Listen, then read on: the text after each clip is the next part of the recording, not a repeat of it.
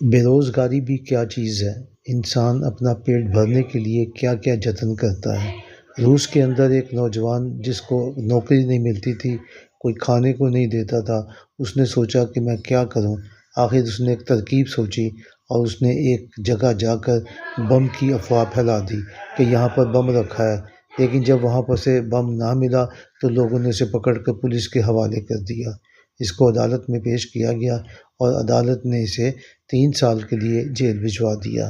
یہ روس کا واقعہ ہے اور وہاں پر وہ شخص جیل گیا اور وہاں اس نے جیل کے اندر روٹی کھاتے ہوئے کہا کہ شکر ہے کہ مجھے کم از کم یہاں 3 وقت کی روٹی تو مل رہی ہے۔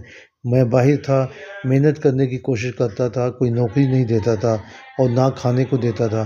اب کم از کم یہ ہے کہ مجھے یہاں روٹی تو مل رہی ہے۔ میں اپنے جو میں نے قدم اٹھایا ہے میں اس کے لیے خوش ہوں۔